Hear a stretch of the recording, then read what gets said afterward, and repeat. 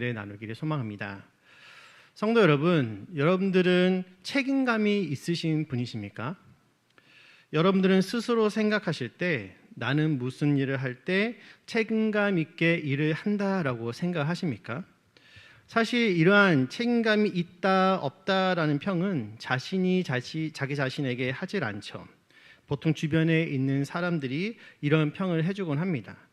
그 사람은 책임감이 넘치는 사람이야. 그 사람한테 일을 맡기면 진짜 완벽하게 해내. 누가 맡았다고? 야, 그러면 걱정 없어. 여러분들 혹시 이런 말을 여러분들 들어보신 적이 있으신가요? 그렇다면 여러분들은 책임감이 강한 분이라고 여기셔도 괜찮을 것 같습니다. 책임감이 생기는 경우는 여러 상황들이 있을 것 같습니다. 아이들을 보면은 정말 다양한 성격을 가졌지만 그 가운데에도 책임감이 있는 아이들이 있죠.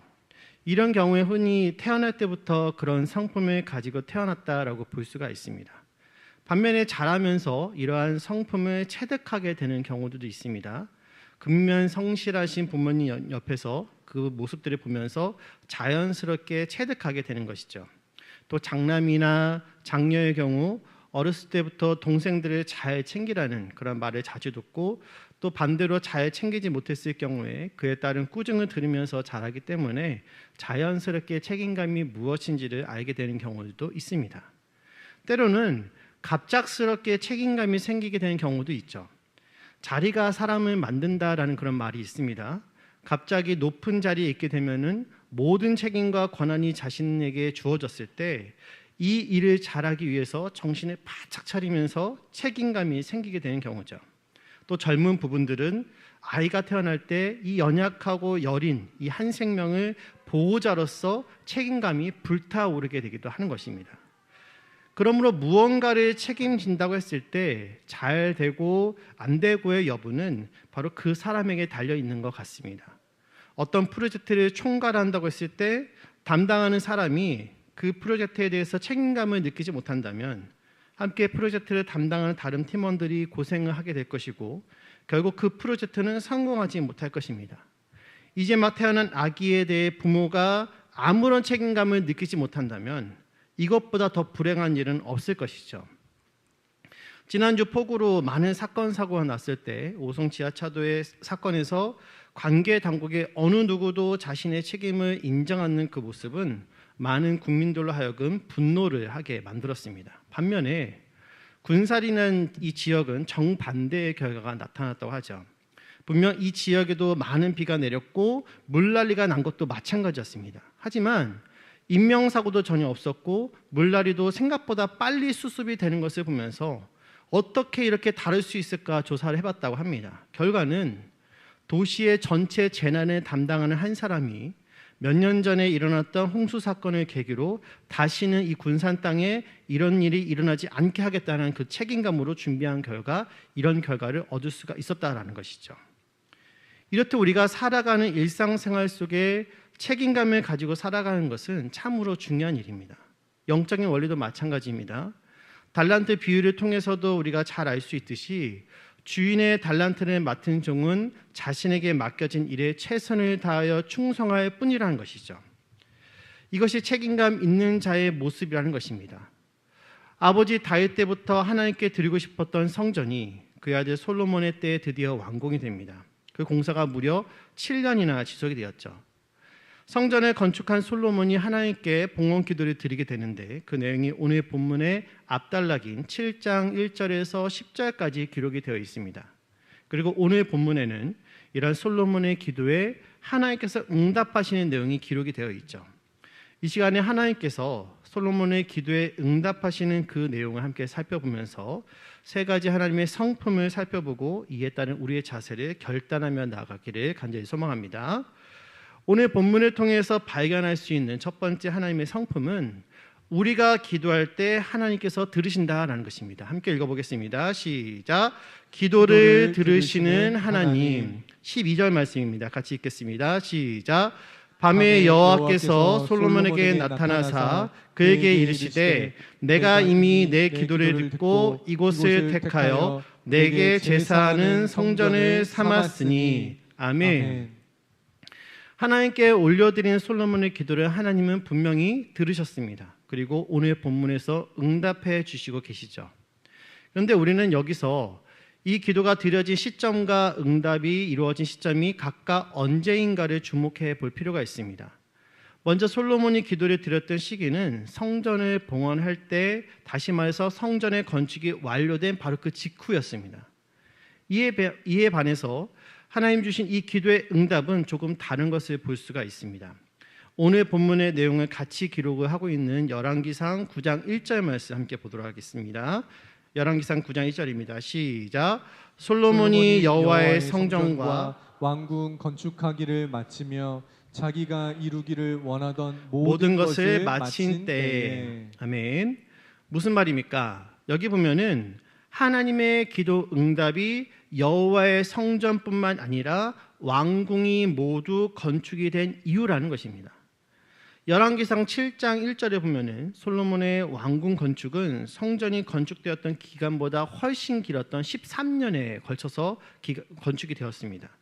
즉 솔로몬의 기도에 대한 하나님의 응답은 성전이 완공이 된 이후 적어도 13년이라는 시간이 지난 다음에 하나님께서 응답해 주셨다라는 것이죠. 여러분, 하나님께서 솔로몬의 기도에 대한 응답을 이렇게 오래도록 지체하신 이유가 무엇일까요?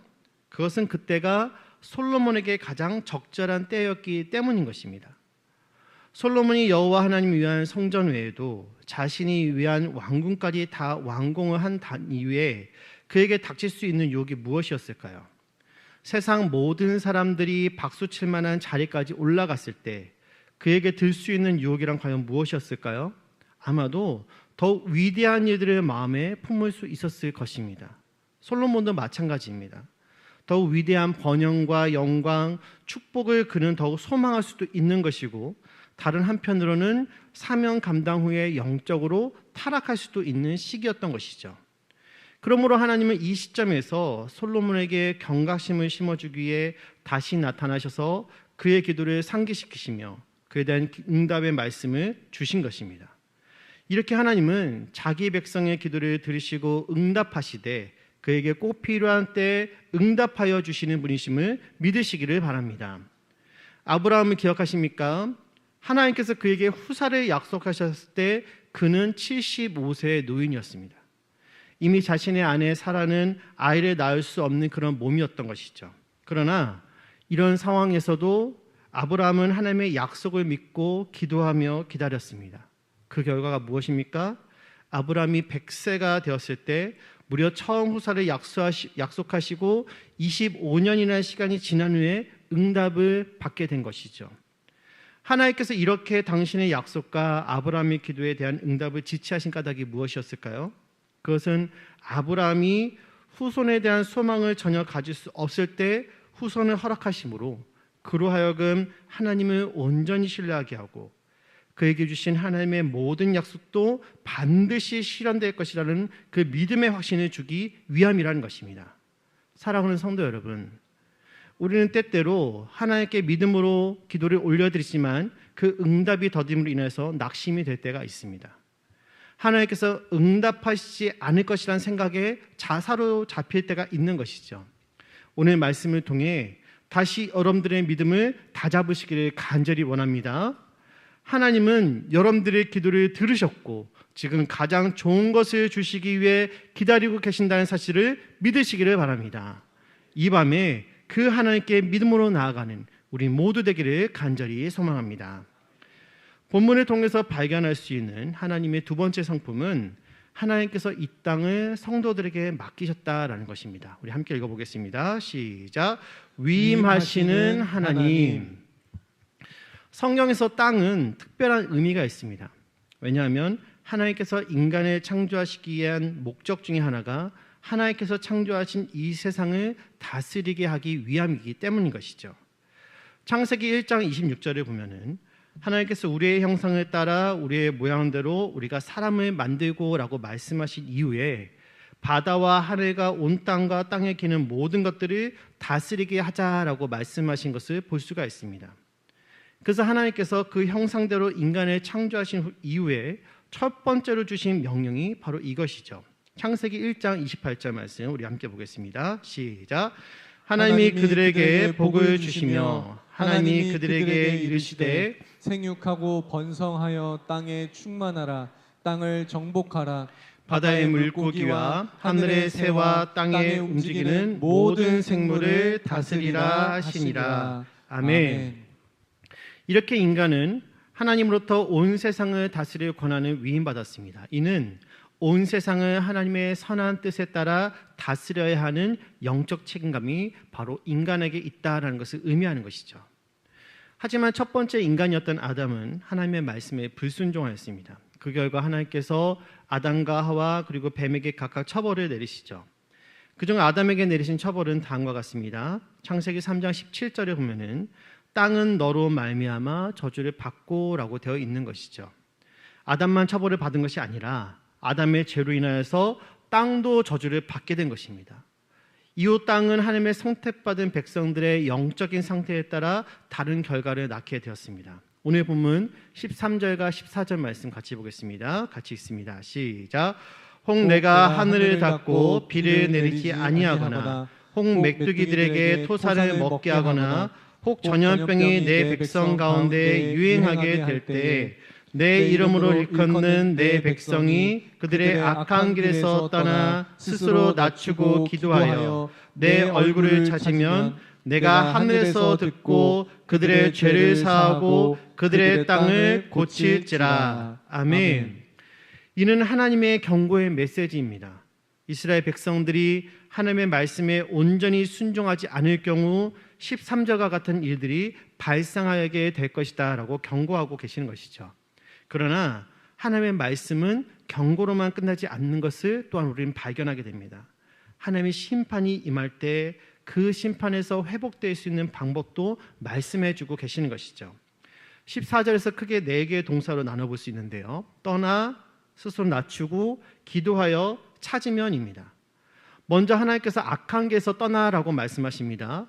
여기서 악한 길이란 본문 19절에서 22절에서 언급하고 있는 것과 같이 하나님의 율법을 버리고 하나님을 섬기는 대신 이방신들을 섬기는 죄를 가리키는 것입니다. 다윗에 이어 솔로몬이 처음 이스라엘 왕권을 잡았을 때 그는 참으로 하나님이 기쁘시게 하는 자였습니다. 하지만 그의 통치가 말기에 접어들수록 그의 마음은 하나님으로부터 떠나게 되죠. 더 부강한 나라를 만들기 위해서 주변에 있던 수많은 나라의 공주들과 정략적인 결혼이 이방신들이 이스라엘 안으로 들어오게 되는 합법적인 길이 된 것입니다. 이를 통해 이스라엘 백성들뿐만 아니라 솔로몬조차도 하나님을 향한 그 마음이 갈갈이 조각나 버리게 되는 것이죠. 우리가 살고 있는 이 시대도 마찬가지입니다. 얼마나 많은 우상들이 하나님을 향한 우리의 마음을 빼앗아 가고 있습니까? 우리 안에 수많은 욕망과 욕심이 그릇된 신들을 만들었고 그로 인하여서 많은 사람들이 하나님을 떠나 자기들의 길을 걸어가고 있는 것이죠. 이는 분명 하나님께서 보시기에 죄인 것입니다. 그러므로 성도들의 요구되는 첫 번째 자세는 악한 것, 즉 죄로부터 떠나는 것인 줄을 믿으시기 바랍니다. 그리고 다시 하나님의 율법, 말씀으로 돌아가는 것이 이 땅이 회복되는 첫 번째 걸음임을 믿으시는 우리 성도 여러분 되기를 간절히 소망합니다. 두 번째로 하나님은 스스로 낮추라라고 말씀하십니다. 이 말은 무릎을 굽히다, 낮추다, 엎드리다, 겸손해지다, 복종하다, 항복하다라는 여러 가지 뜻을 갖고 있습니다. 즉 강요에 의해서 복종하는 것이 아니라 자신들의 죄를 깨닫고 하나님께 자발적으로 온전히 복종하는 그런 상태를 의미하는 것이죠. 다른 사람이 죄를 지적하면 잘못을 저지르면 어떻습니까? 기분만 나쁠 뿐입니다. 결코 다른 사람이 내 잘못을 지적할 때는 스스로 그 죄를, 그 잘못을 고치는 법이 별로 없죠. 오히려 더 악해지고 싶은 마음과 생각이 드는 것이 악한 본성을 가진 인간의 모습입니다. 그러나 스스로 내가 죄임을 깨달을 때 그는 자기 자신을 낮출 수가 있는 것입니다. 그렇다면 어떻게 하면 내가 죄인임을 깨달을 수가 있는 것일까요? 그것은 예수 그리스도를 만날 때 내가 죄인임을 깨달을 수가 있는 것입니다. 아무 흠이 없고 정결한 존재를 만날 때 내가 얼마나 흠이 많고 죄가 많은 존재임을 스스로 깨닫게 되는 것이죠. 여름이 되면 교육부서들이 여름 사회가 하느라 정신이 없습니다. 요즘 금요 기도 비전 기도를 마치고 부서별로 모여서 여름 사역을 놓고 기도하는데 그 모습이 얼마나 감동적인지 모릅니다. 수련회에 가면은 말씀에 은혜 받고 기도하는 가운데 통곡하는 아이들을 어렵지 않게 만나볼 수가 있죠. 그들이 하는 첫 번째 고백이 무엇인지 아십니까? 주님, 제가 죄인입니다 라는 것이에요. 교회에서 그렇게 말을 해도 듣지 않고 집에서 그러면 안 된다고 그렇게 가르쳐도 전혀 듣지 않는 아이들이 수련회 가서 주님 만나고 처음 하는 소리가 주님, 제가 죄인입니다. 나를 용서하여 주옵소서라는 것입니다. 간절히 바라기는 올해 우리 교회 교육부서 여름 사역에 하나님의 크신 은혜가 임하여서 우리 다음 세대가 주님과의 인격적인 만남이 이루어지는 평생에 잊을 수 없는 여름 되기를 간절히 소망합니다. 더 나아가 금요 비전 기도의 시간이 거룩하신 주님을 만나는 만남의 장소요, 나를 낮추는 겸손의 자리가 되기를 간절히 소망합니다. 세 번째로 하나님은 기도하며 찾으라라고 말씀하십니다. 무엇을 위한 기도일까요? 첫째는 나 자신을 위한 기도요, 다음으로 이 땅을 위한 기도인 것입니다. 우리가 죄에서 떠나 스스로 자기 자신을 낮추어 기도하며 주를 찾을 때 그때 주께서 응답하신다라는 것이죠. 기독교 역사상 그 유래를 찾아볼 수 없는 대부흥 운동이 1907년 평양에서 일어났습니다. 원산에서 시작된 성령의 운동은 평양에서 모여 집회를 하던 중 집회를 이끌던 길선주 목사의 죄의 고백을 시작으로 폭발하게 되죠. 당시 길선주 목사님은 성도들 앞에서 다음과 같은 고백을 하게 되었습니다. 저는 1년 전 세상을 떠난 친구의 재산을 정리하면서 그가 남긴 당시 100달러에 해당되는 거금을 착복했습니다. 성령께서 그의 심령을 비추시자 길선주 목사님은 견딜 수가 없었고 많은 성도들이 보는 앞에서 공개적으로 자신의 죄를 고백하자 그의 회개는 마치 뇌관에 불을 당긴 것처럼 그곳에 모였던 수많은 회중들의 회개로 이어지게 된 것입니다. 더 놀라운 것은 그것으로 끝이 아니라는 것입니다. 진정한 회개와 간절히 하나님의 얼굴을 찾으며 은총을 구하는 그 기도는 이 땅의 백성들이 영적으로 각성하는 계기가 되었고 이는 삶으로까지 연결이 되었죠. 여성의 지위가 향상되고 신분이 타파되었으며 의식이 개혁되고 세계관이 변화되었으며 민족을 사랑하는 민족 의식이 고취되었고 미신을 타파하고 죄의 원인이 되는 모든 것들을 철폐하게 되었던 것입니다.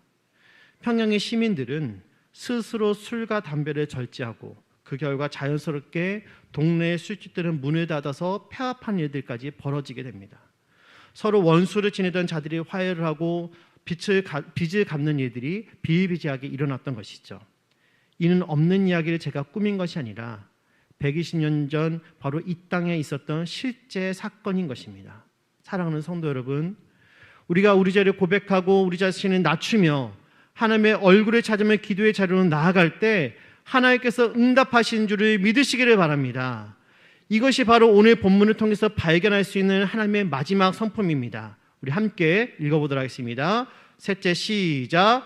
응답하시는 하나님. 오늘 본문 14절 하반절에 보면은 하나님의 백성들이 회개 기도를 올릴 때 하나님께서 이렇게 응답하시겠다고 약속하고 계십니다.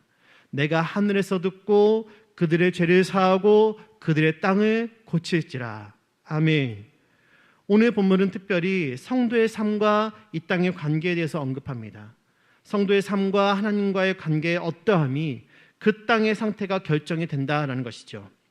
성도의 삶이 하나님을 떠난 상태라면 본문 13절에서 언급하고 있는 것처럼 하나님은 하늘을 닫고 비를 내리지 않게 하시거나 메뚜기들에게 토산을 먹게 하거나 전염병이 이 내 백성 가운데에 유행하게 하겠다라는 것입니다. 하지만 성도가 그 죄로부터 떠나 하나님의 긍휼을 구할 때 하나님은 본문 14절 하반절처럼 성도들의 기도를 들으시고 그들의 죄를 사하며 마지막으로 그 땅을 고치신다라는 것입니다. 노아가 살아있을 때 온 땅을 홍수로 심판하신 이유가 무엇일까요? 온 땅에 인간의 죄가 가득했기 때문에 홍수로 심판을 받았고 그로 인하여서 온 땅이 함께 심판을 받은 것입니다. 그러나 의인 노아로 인하여서 그 땅이 회복이 되게 된 것이죠. 요즘 새벽마다 예레미야 말씀을 함께 나누고 있습니다. 북쪽에서부터 바벨론의 공격이 이제 곧 남유다에 임하게 될 것을 예레미야를 통해서 하나님께서 말씀하시죠. 그런데 하나님께서 이러한 심판을 내리게 된 이유가 무엇입니까? 예레미야 4장 18절 상반절을 보면은 하나님께서 남유다의 죄를 이렇게 고백하십니다. 내 길과 행위가 이 일들을 부르게 하였다. 즉 남유다가 행한 일들로 인하여서 이 나라에 재앙이 내리게 되었다라는 것입니다. 이스라엘의 역사를 살펴보면은 왕을 중심으로 백성들이 하나님을 온전히 경외할 때는 이스라엘의 참 평화와 함께 강대함이 동시에 나타나는 것들을 우리가 볼 수 있습니다. 다윗이 그 나라를 통치할 때 어땠습니까? 통일하고 이스라엘을 함부로 할 수 있는 나라가 전혀 없었던 것이죠. 나라는 평화가 넘쳤고 백성들의 삶은 감사가 넘쳤습니다. 모두 하나님을 온전히 경외한 결과입니다. 그러나 솔로몬이 왕권을 잡고 그의 정권 말기에 수많은 아내와 첩에 의해서 하나님을 향할 때 그 마음이 갈갈이 찢어지게 되자 그의 아들 때에는 나라가 둘로 나뉘게 되었던 것이죠. 이후 북이스라엘에는 선한 왕이 단 한 사람도 나타나지 않았고 그로 인해서 아수르에서 나라가 멸망하게 됩니다. 비록 남유다에는 하나님을 경외하는 왕들이 있었지만 간간히 평화만 임하게 되었고 결국은 그들도 하나님의 심판의 대상이 됐던 것이죠. 사랑하는 성도 여러분, 하나님과의 관계의 어떠함이 지금 나의 삶을 결정하는 것인지를 믿으시기를 바랍니다. 더 나아가 이 땅의 수많은 성도의 삶이 이 땅의 미래를 결정하는 것입니다. 그러므로 우리는 거룩한 영적 책임감을 가지고 살아가야 될 줄 믿습니다. 이 땅의 모든 성도가 같은 마음을 품는 것은 어려운 일이겠지만 내가 먼저 죄를 회개하고 주님 앞에 서겠다고 결단하는 것은 결코 불가능한 일이 아닌 것입니다. 이러한 마음들이 모인다면 작게는 여러분들의 가정과 직장이 그리고 목장과 교회가 더 나아가 이 지역이 하나님께서 기뻐하시는 그 나라로 변화가 될 줄 믿습니다. 이 귀한 사역에 저와 여러분 우리 수원북북교회가 귀하게 쓰임받을 수 있기를 간절히